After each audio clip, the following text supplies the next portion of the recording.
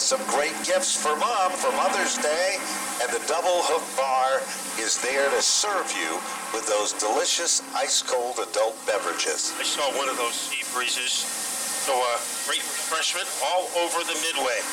And we're going to have entertainment on the track. Things happen early in these races, but I think the number one focal point, how quickly will it take Glenn Rain to go from the wilderness in last place up to the mainstream? Got a lot of fast cars in front of him, and I think maybe the hungriest driver of the field tonight, Ben, Tom Fern. He has started off the season on the podium, but not the Tommy Fern we used to know. I have a good feeling we're going to see him tonight. We certainly are. I want to remind you, if you'd like to put together a company night here at the Stafford Motor Speedway, be an advertiser, whether it's in the souvenir program, the billboards on the backstretch, maybe you'd like to contribute or do something special as a corporate outing. We have all of those programs and more. Go to the website here at the Stafford Motor Speedway or call the office during the week. We guarantee you the best exposure around for the best in entertainment around.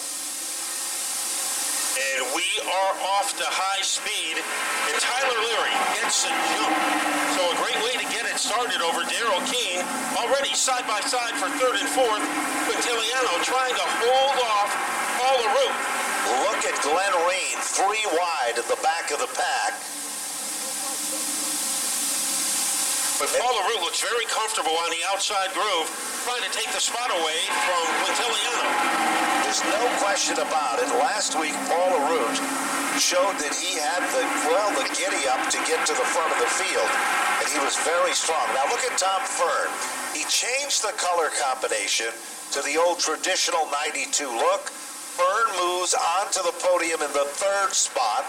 Mike Quintiliano is there, and the forward number 82 is doing just that, heading forward among the top 5 cars. Then it's side-by-side racing with Ray. He gets a little power assist back. That was Albert Saunders, who gave him a little love tap, a little jackhammer action to knock him ahead of his brother, Cliff Saunders. So we have 2 twins battling for that spot, Michael Ray, and now here comes the champ, Glenn Rain, trying to navigate his way through that cluster. As they rumble down the back straightaway, Reen is stuck in traffic, but back to the front of the class, here comes Tom Fern, running on rails, almost like a car in a roller coaster, as he continues to put the pressure on the car in front of him of Darrell Keene. Keene works his magic to the front. And here is Fern trying to whirlwind his way underneath the 79 of Keene. He has some room. Let's see what Fern can do, as he is able to bazooka his way underneath that 79 car. Bottom shot move. Here he goes. Going, gone. Tom Fern clicks off the quickest lap of the event, a 21:01.6. Last time by, Fern turned to 21:3:48. So he was quicker earlier, but you wouldn't know it because once he gets in clean air, he continues to reel in on Tyler Leary. And Tyler Leary doesn't need a spotter to know the identity of the driver behind him. Tommy Fern, 4-time champion, 3 times in the Pro Stocks, once in the late model. Now having a little bit of firepower is the number 40 of Albert Saunders, as he is giving Michael Ray a lot to think about. A little deeper in the field, we finished 7 laps, and Glenn Rain has gone from 11th to 8th. He certainly has, and he's still not giving up yet as he works his magic on the bottom. Look at Glenn Rain. He's down on the inside, prized to pick up a spot. It works, he does. 8 laps of 30 now in the record books. Tyler Leary does double duty, said he likes to run Monadnock in here because it gives him the ability to learn at both ends, on a quarter mile and on the half-mile facility. But the margin is closing up.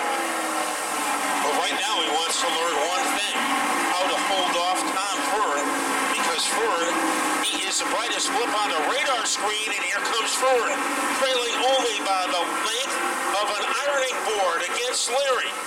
And if you think he's quick, keep your eyes on Paul LaRue with that number 82 car, because just as impressive as Fern is at reeling in on Leary. We've got Keene holding off all the opposition. Bid for the lead. Bottom shot move.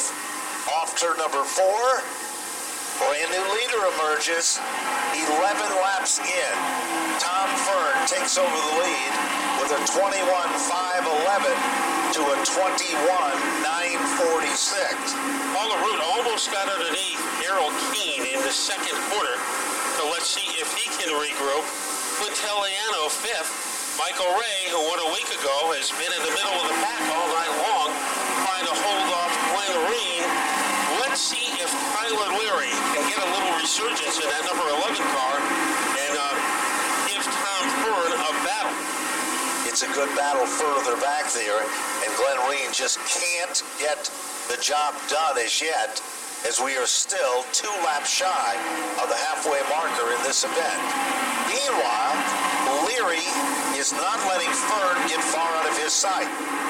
They continue to run nose to tail, and while all that has been happening, Paul LaRue continues to be all over the back bumper of Darrell Keene. And here is Reen trying to make progress against that number 42 of Ray, and Ray has stymied him. Well, we figured when Tom Fern took the lead on lap number 11, he was going to run it high. That hasn't been the case. Tyler Leary has stayed with him. So if Leary has preserved that car, he could have something for Stern to shoot at him over the second half of the race. Certainly is. When you look at timing and scoring, Fern turned a 5.78. Leary turned a 6.23. On the previous lap, Leary picked up almost half a tenth. So Leary is coming. It's not over with by any stretch of the imagination. 16 of 30, now complete. Darrell Keene still in 3rd. Paul LaRue in 4th. Mike Quintiliano in 5. Trouble now. Michael Ray. Back end of the car snaps around. That's why we got up here so late. I was working on it a little bit, trying to get done. I want to be here in 2 weeks so I can run it, and I'm really excited. I got to thank Mike Paquette, obviously, for doing all he's doing for me, and definitely I got to thank Tony from TA Engines. He's going to make some good power for me. You know, 2 weeks it'll be a 50-lap race. Oh, really? Perfect. Perfect. Good time to make your because I'm Mr. Long Distance, aren't I? Usually I can burn them up in about 10 laps. Let's talk a little bit about the last time you brought out a car. It was different. It was, we'll call it stage 2 of the Paquette deal. It was a winner. It was a home run right out of the box. What makes this one so unique and different? Come on. I can't really say that, man. I don't know. I'll let you know if it runs really well. How about that? We got a little bit of R&D to do. Yeah, that's true. So I think he's running for office here. I think I am. That's right, Mr. Politician. Instead of a race driver. That's right, Buckler. You know, what we want to know is your immediate schedule, because I have to know when to set my DVR to FS1. So the next Xfinity race will be Daytona, along with a few others that people can go and check out on my website and follow along. So, but as far as the next one's going to definitely be Daytona in July. Have you raced at Daytona before? I have. The draft, it's a lot of fun, man, for sure. So I guess we're going green here in a second, right? I think we are. Here we come. Off turn number 4, lights are off on the safety vehicle from Wheelan Engineering. First name and light sirens and safety services. Fern gets a jump, and what a jump it is. Ryan, jump right in here. Fern's developed a problem. He's puffing a little bit of smoke. Where there's smoke, there's fire, and he's fired out front. I don't know if anybody saw my last PB&J episode, but I'm not much of an announcer, so I'm going to leave it to you guys. Yeah, some of your lines were very familiar. Yep. Here is Paul LaRue on the inside, and he is going to try to blockbuster his lead in his top 3. Look at the smoke again, puffing from beneath the number 92. But a look at timing and scoring. Last time a 2:36 to a 2:89. And all of a sudden, Keene, who thought he didn't have a shot at this, not only has a shot, but the leader is sending up, well, smoke signals to tell him How much time is left? Car goes around in turn 2. It looks like Cliff Saunders in the 14, and just nudging him is touchdown Chase Cook. Just, really happy for the amount of speed we have, and Eddie Partridge was giving us some great race cars and the opportunity for me to race for wins. I want to mention one thing, Matt, before we go back to green. A lot of people don't realize about Ryan Preece, and I know this from a fact, because I know his mother, I know his father, I know the whole family. Known him forever. Years, I know. This young man is as hard of working as hard can be. He just doesn't work on race cars. He doesn't dream just the race car dream. He holds a full-time job, and he loves, eats, and sleeps auto racing. You're a good guy, and you're a perfect representation of today's young, to inspire today's young people in racing. I appreciate that, Ben. Definitely. Hopefully, we have a lot more younger guys coming up, and we can be cheering them on too. Tom Fern's car has gone behind the wall, so the leader for the last 7 laps is on the sideline. We have a problem in the middle of the corner. That's Albert Saunders, who bazookas his way against the wall. So some Waterford Speedbowl.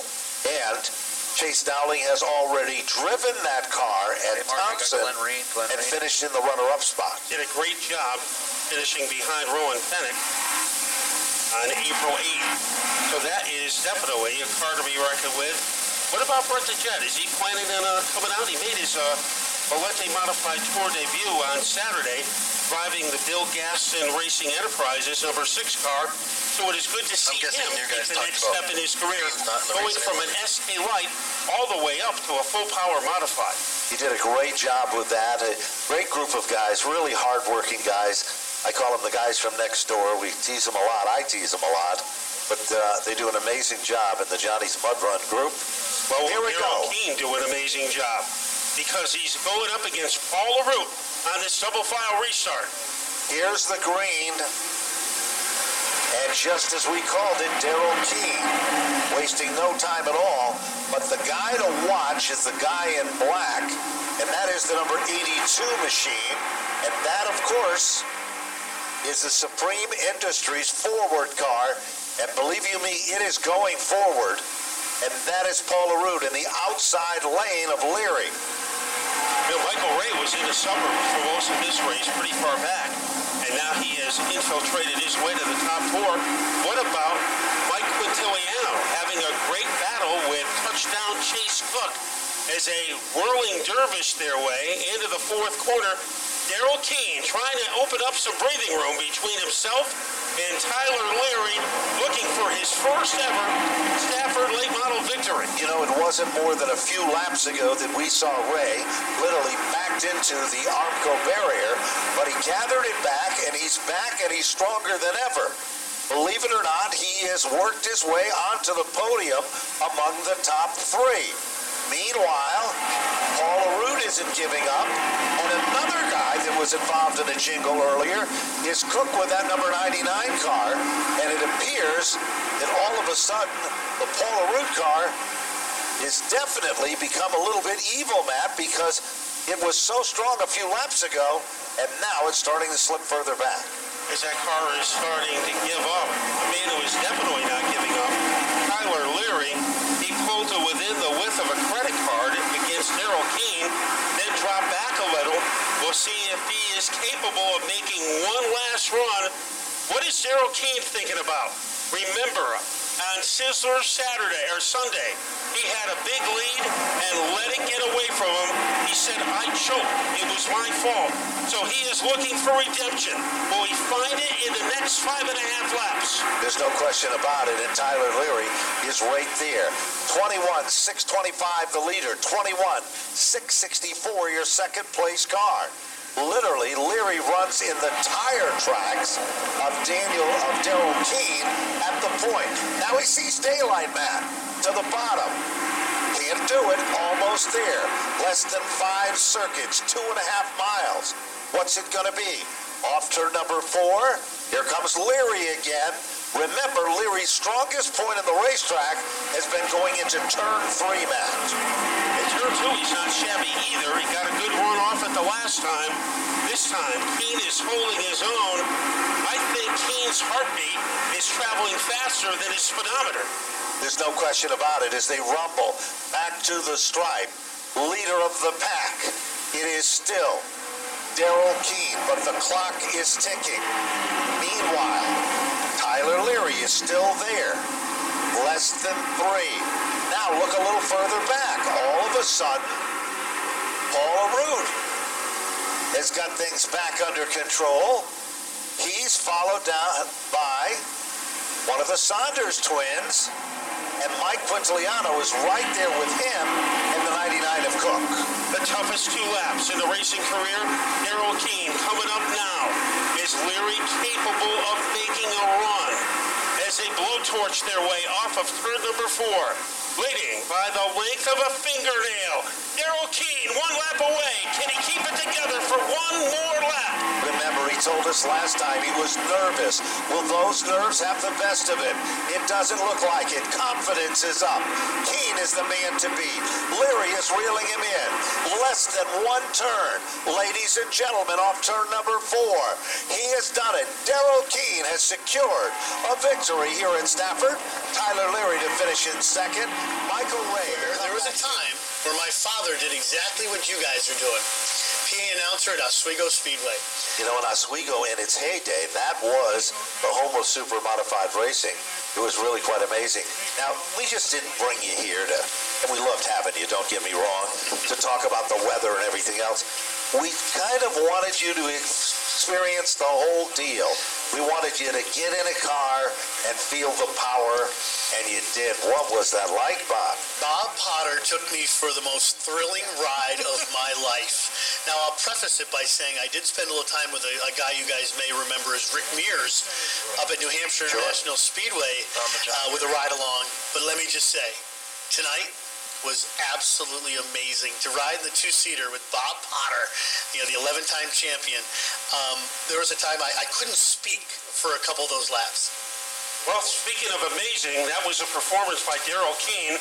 Let's go to Napa Victory Lane and the gunner, John Gates. Okay, Matt, thank you very much. Daryl Keene, Victory Lane here at Stafford. You have to stay for a little bit if you want, sir. Thank you very much. I have so many people to thank to get me here. First and foremost, I want to thank my father. He's not with us anymore. He passed away in August. You can stay if you want to talk to him after And this has been a dream of his and mine to come here and race in the wind. And it's You can stay if you want to talk to him after 3rd place. He must have been upstairs helping me out tonight because he took one from me at the Sizzler. I want to thank Dennis Botticello and the Botticello family. What everything they do for me is unbelievable. They give me a great race car, a great motor. Billy the Kid with the power. Bob Phil for dealing with me day in and day out because sometimes he wants to strangle me. And all these guys that work on this race car. Bell Home Productions and Napa for the Rookie of the Year sponsors and all the contingency sponsors and all the moms sitting in the stands. Happy Mother's Day. Daryl did a good job out there driving, man. A lot of tough competition. Congratulations. Thank you very much. Daryl Keene goes to Victory Lane in the beautiful Chevy Impala as we go to our 2nd place finisher, Tyler Leary. Tyler, congratulations, man. Good run. The 11 seem to get stronger as the laps continue to dwell down. Yeah, honestly, we have this car set up well now. Beginning of the race is a little sketchy. The first 5 laps can be, so we're trying to adjust that into the car, but it's a good long-run car. But just happy to make it out here second tonight. Man, we were in the lead, battling for the lead. It was up and down kind of night, but just glad to be up here. Congrats to Daryl. Those guys earned it.